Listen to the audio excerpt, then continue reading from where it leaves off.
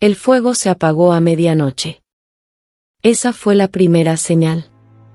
En el palacio de Topkap, los braseros del corredor exterior nunca se enfriaban. Ni en invierno. Ni en verano. Ni jamás. Los sirvientes eran azotados y dejaban morir las llamas.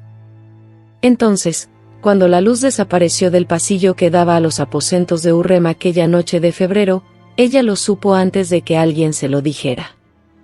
Algo ya había sido decidido. Se quedó completamente inmóvil. La carta en su mano no tenía sello. Alguien ya la había abierto. Alguien había leído lo que estaba escrito, lo que ella había escrito, y no para ella. El papel olía a alcanfor y a piedra fría. Sus dedos no temblaban. Esa era la parte aterradora.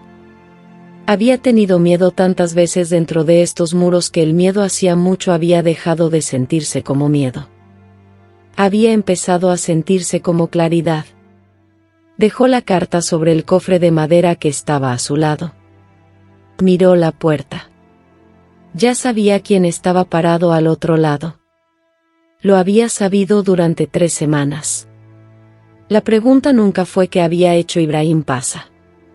La pregunta, la que haunted al imperio durante los siguientes 4 siglos, era qué hizo Hurrem primero. Para cuando termines de ver este video, vas a entender algo que la mayoría de los historiadores despachan en una nota al pie de página. La noche en que Ibrahim Pasha cometió su error final no fue la noche en que murió. Fue la noche en que decidió que Hurrem Sultán seguía siendo solo una mujer en un harén. Y que podía ser manejada como tal. Estaba equivocado. Y todo lo que siguió fue la consecuencia de ese único y catastrófico error de cálculo. Quédate con esta historia. Porque lo que sucedió dentro de ese palacio en aquellas semanas no fue una lucha por el poder. Fue una trampa. Construida lentamente, durante años, por alguien a quien todos habían subestimado. E Ibrahim Pasha caminó directo hacia ella. Había 47 escalones entre los aposentos privados de Ibrahim Pasha y la entrada al harén imperial. Un joven eunuco llamado Mehmed, 23 años, oriundo del Cáucaso, reclutado a los 14, los había contado.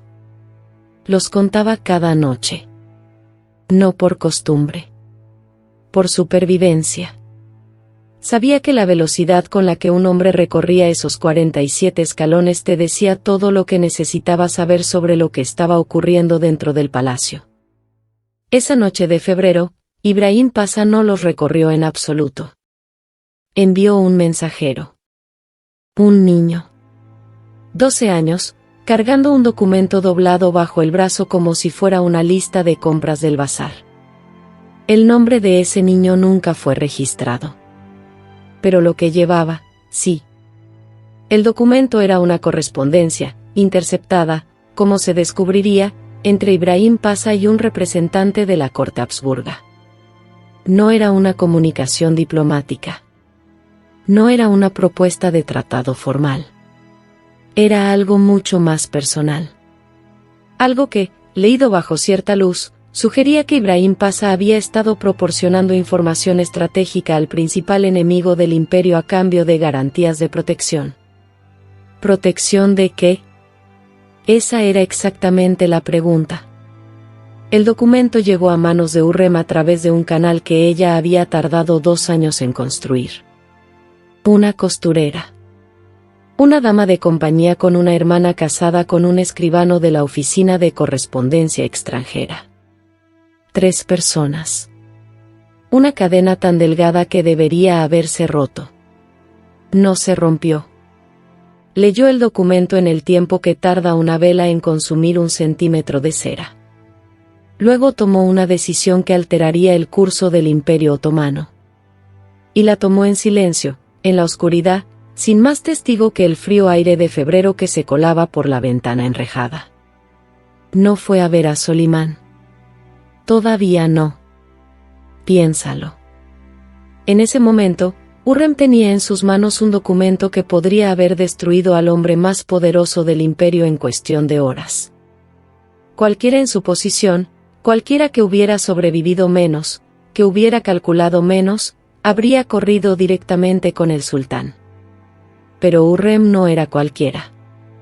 Y lo que hizo a continuación revela algo sobre su inteligencia que ningún documento histórico puede capturar completamente, esperó. Porque sabía que lo que tenía era poderoso. Pero lo que aún no tenía era todo. Ibrahim Pasha había sobrevivido en la cúspide más tiempo que casi cualquier gran visir en la historia otomana. 13 años. Ese era el número. Y dentro del palacio, 13 años al nivel de Ibrahim no significaban que fueras bueno en política. Significaban que eras bueno en algo mucho más oscuro, manejar el mundo emocional de Solimán. Habían sido amigos desde la infancia. Desde antes del imperio, antes de los títulos, antes de las túnicas y la espada de Serasker. Solimán confiaba en Ibrahim de una manera en que no confiaba en nadie más, no en su madre, no en sus hijos, no en sus comandantes militares. Esa confianza era el poder real de Ibrahim. No los documentos que firmaba. No los ejércitos que comandaba. El acceso. La capacidad de entrar a la cámara privada del sultán y ser recibido como un hermano.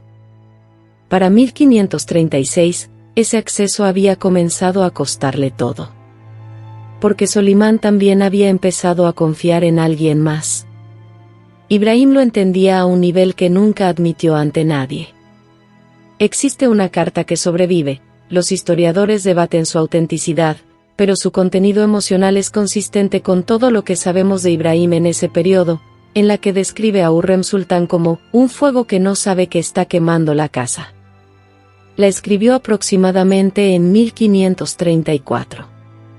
2 años antes de su muerte. No estaba equivocado. Solo no entendía cuál casa era la que ardía. Y eso, ese único punto ciego, lo cambió todo.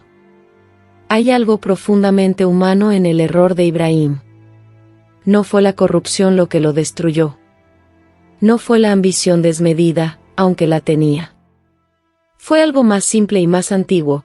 Creyó que el hombre que lo amaba como a un hermano siempre lo elegiría a él.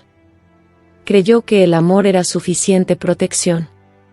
Y dentro de los muros de Topkapı, esa era la creencia más peligrosa de todas.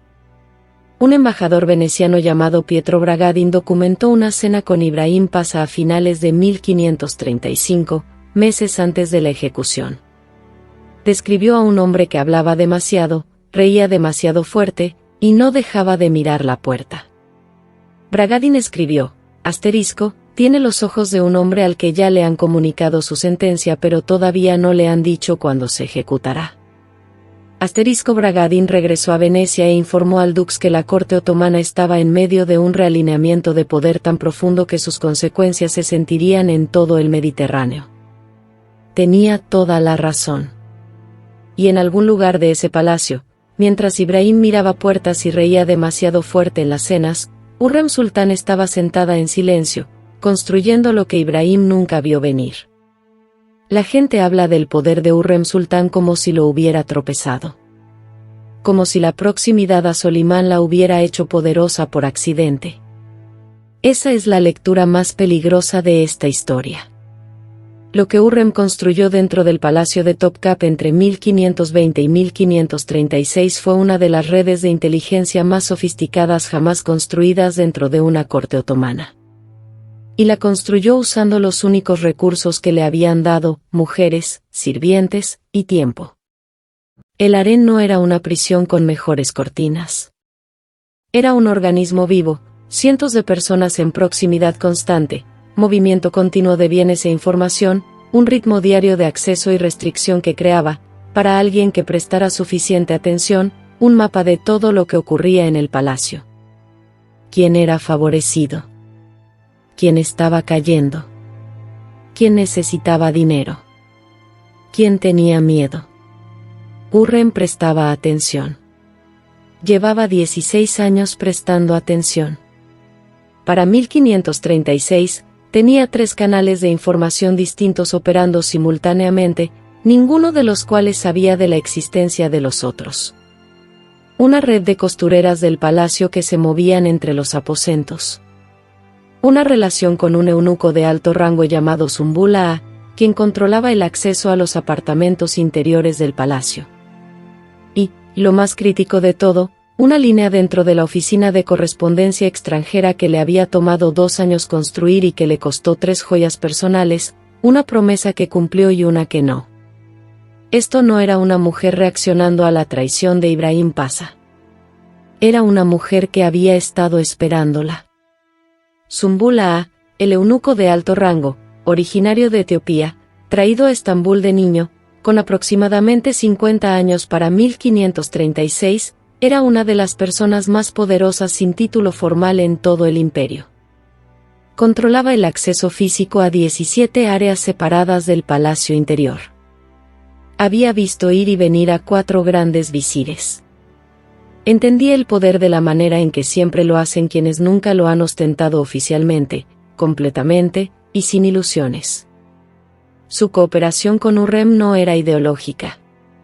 Era pragmática. Había decidido, en algún momento de 1530, que ella era la persona correcta con quien alinearse. Su instinto resultó ser, como se vería, correcto. Sobrevivió a Ibrahim Pasha por 19 años. Y fue Zumbula A quien, en algún momento de esas semanas febriles, le trajo a Hurrem la pieza que lo cambiaba todo. No el documento de los Habsburgo. No la correspondencia interceptada que ya tenía en su cofre de madera. Algo peor. Ibrahim Pasha se había reunido en privado con uno de los hijos de Solimán, no el hijo de Hurrem, sino de otra mujer, un príncipe que se interponía entre los hijos de Hurrem y el trono, en al menos 3 ocasiones durante los 6 meses previos. Eso era la piedra en el centro de la avalancha. Y Hurrem aún no la había soltado. No existe ningún registro oficial de lo que Hurrem le dijo a Solimán la noche anterior a que Ibrahim Pasha fuera convocado a cenar con el sultán. Esa ausencia es, en sí misma, evidencia. En el palacio otomano, casi todo se registraba.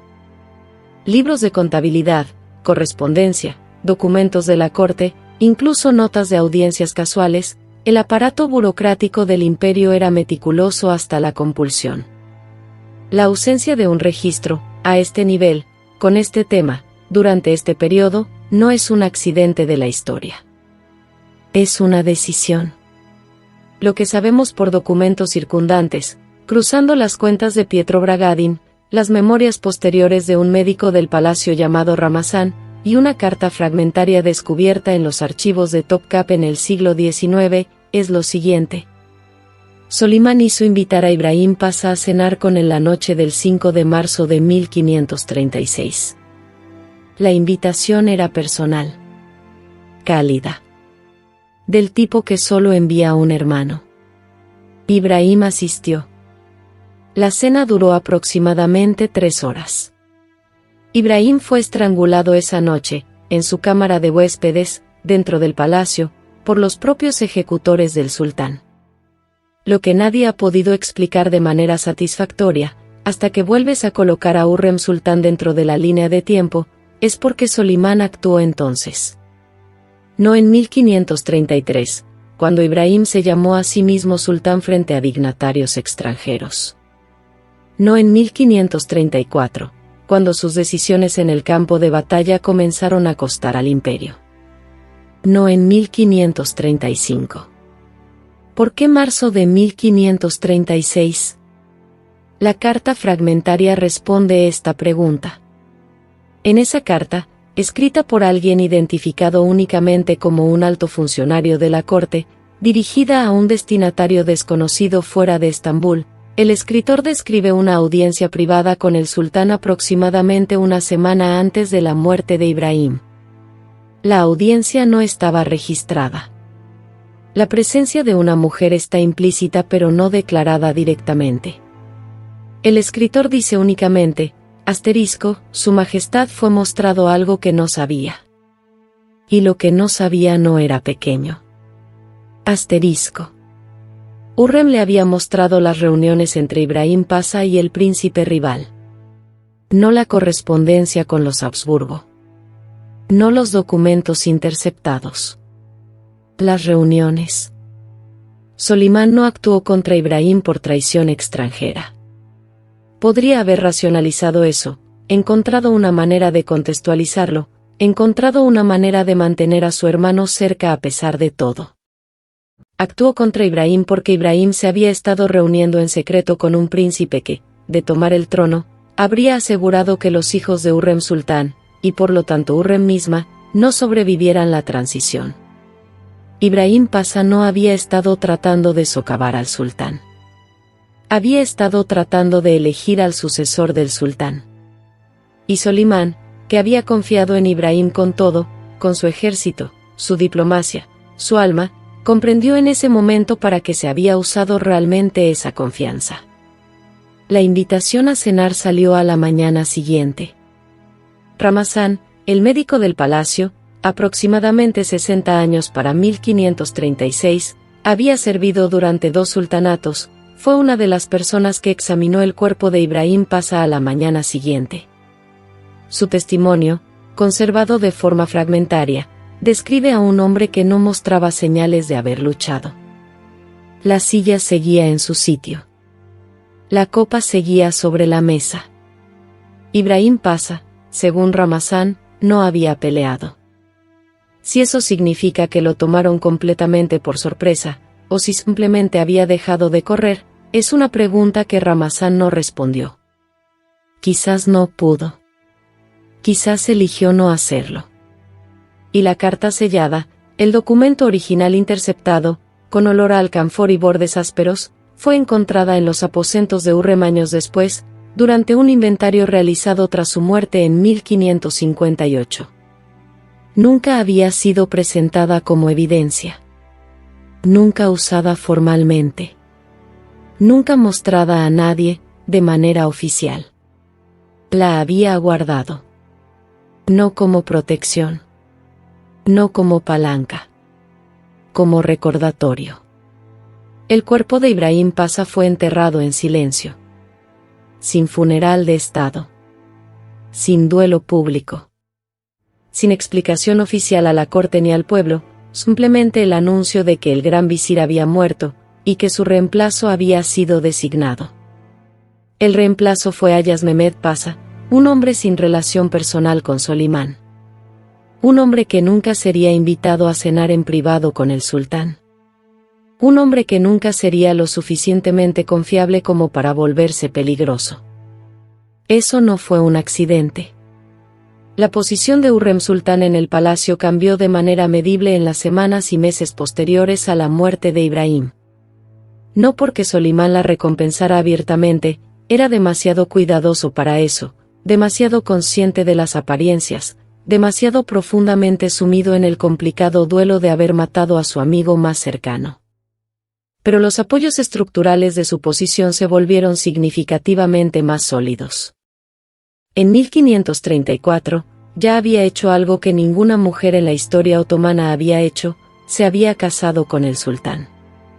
Un matrimonio legal y formal, que le otorgó un estatus que iba más allá del título de Aseki. La posición de sus hijos cambió. Su lugar en las disputas de sucesión cambió. Su capacidad de actuar en nombre de sus hijos cambió. Después de marzo de 1536, nadie dentro del palacio desafió seriamente ninguna de esas cosas.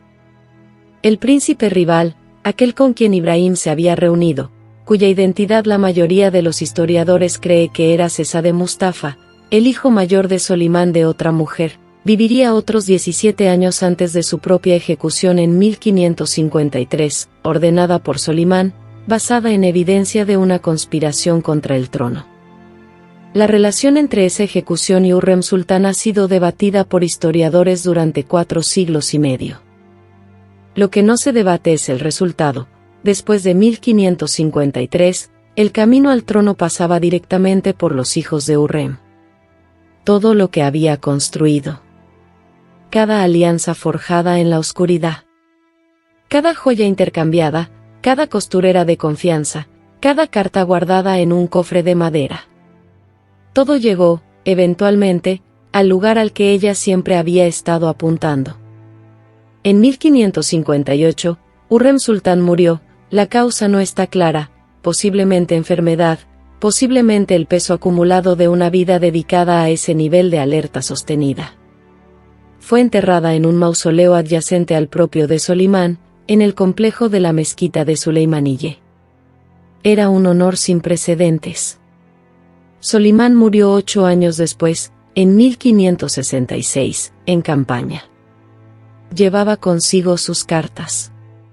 No la correspondencia política. No los documentos diplomáticos. Las cartas de ella. Las que le había escrito a lo largo de las décadas, afectuosas, ingeniosas, estratégicamente cálidas, cartas que los estudiosos describen como una de las correspondencias personales más extraordinarias que sobreviven del Imperio Otomano. Él había respondido cada una de ellas. Aquí está lo que la historia oficial hace con mujeres como Hurrem Sultán, las llama manipuladoras, intrigantes, peligrosas para el orden natural. Explica la caída de hombres poderosos dando crédito a las mujeres que tuvieron la paciencia de esperar a que cayeran, como si la paciencia fuera un arma solo cuando la usan las mujeres. Ibrahim Pasha no fue destruido por una conspiración. Fue destruido por 16 años de sus propios supuestos. Supuso que una mujer en el harén era una variable política, no un actor político. Supuso que el afecto de Solimán hacia él era permanente en lugar de condicional. Supuso que su posición estaba definida por su título en lugar de por la confianza del sultán, y que esa confianza, una vez otorgada, no podía ser reasignada. Estaba equivocado en las tres. Y Hurrem Sultán, trabajando con menos recursos, menos derechos, menos protecciones, y un margen de error mucho más estrecho, las entendió correctamente a las tres desde el principio. No jugó el juego mejor que Ibrahim Pasha. Jugó un juego completamente diferente. Uno que él no supo que existía hasta que todo había terminado. La carta sellada permaneció en los aposentos de Hurrem Sultán durante 22 años después de la muerte de Ibrahim Pasha. Nunca la presentó. Nunca la usó públicamente.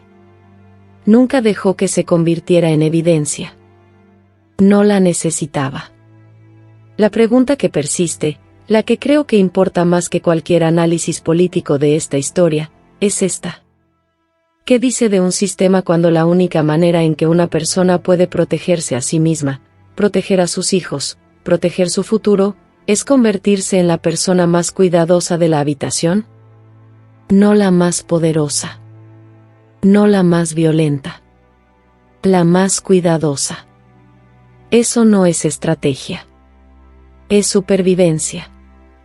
Y la distancia entre esas dos cosas, entre elegir jugar a largo plazo y no tener ningún otro juego disponible asterisco, es donde vive la historia real de la corte otomana. No en las ejecuciones. No en los decretos. En las cartas que se guardaron. En los nombres que fueron borrados. En las mujeres que construyeron redes con costureras y eunucos y aceite de jazmín, porque esas eran las herramientas que les habían dado, y que luego sobrevivieron a todos los que creyeron que esas herramientas eran demasiado pequeñas para importar. Si llegaste hasta aquí, ya sabes qué tipo de historia es esta. No del tipo con héroes y villanos.